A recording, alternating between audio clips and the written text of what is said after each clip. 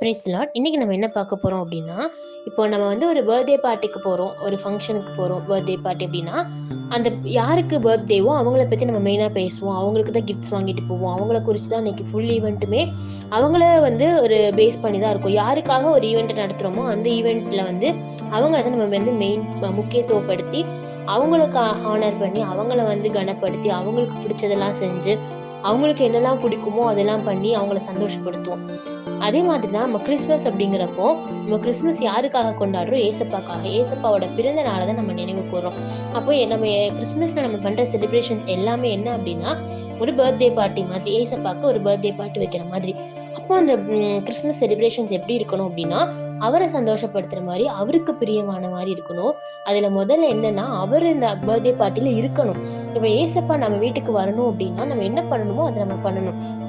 இப்போ நம்ம பண்ற கிறிஸ்மஸ் செலிப்ரேஷன்ஸ் எடுத்துக்கிட்டோம் அப்படின்னா, சும்மா நம்ம வந்து புதிய ட்ரெஸ்லாம் வாங்கி நம்மளை அலங்கரிச்சுட்டு, நம்மளை சுற்றி நம்ம வீடை அலங்கரிச்சு, நம்மளை அலங்கரிச்சு, நம்மளுக்கு தேவையானதெல்லாம் செஞ்சு நிறைய சமைச்சு சாப்பிட்டு நல்லா டான்ஸ் ஆடி பாட்டு பாடி என்ஜாய் பண்ணி இப்படி ஒரு சிச்சுவேஷன்ல ஏசப்பா வருவாரா அப்படின்னு சொல்லி நம்ம தான் யோசிச்சு பார்க்கணும். கண்டிப்பா இந்த மாதிரி ஒரு இடத்துக்கு வந்து ஏசப்பா வர விரும்ப மாட்டாரு.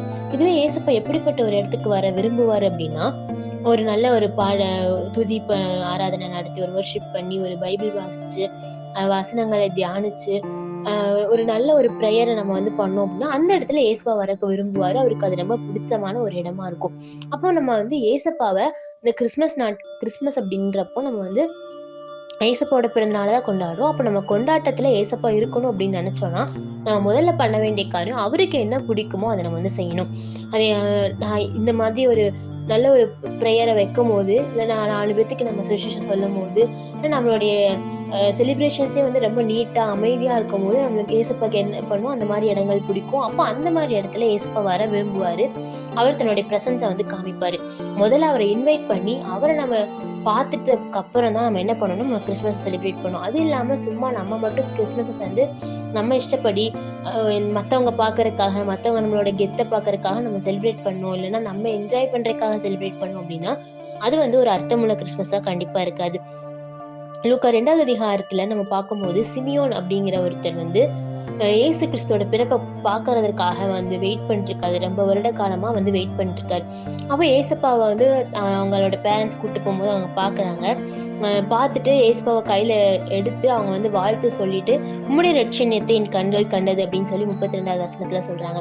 எப்படி சிமியோன் பல வருடங்களா இயேசு கிறிஸ்துவை காண அவளா என்னுடைய பிறப்புல அவரை கண்டு அவரை சந்தோஷப்பட்டாரோ, அதே மாதிரிதான் நம்ம என்ன பண்ணணும் அப்படின்னா, ஏசப்பாவை நம்மளுடைய இல்லத்திலையும் உள்ளத்திலையும் கூப்பிட்டு அவரை வந்து ரிசீவ் பண்ணதுக்கு அப்புறம் அந்த உண்மையான சந்தோஷத்தை நம்ம செலிப்ரேட் பண்ணி கிறிஸ்மஸா வந்து செலிப்ரேட் பண்ணணும்.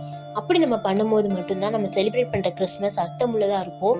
அதைதான் கடவுளும் வந்து விரும்புவாரு. தேங்க்யூ.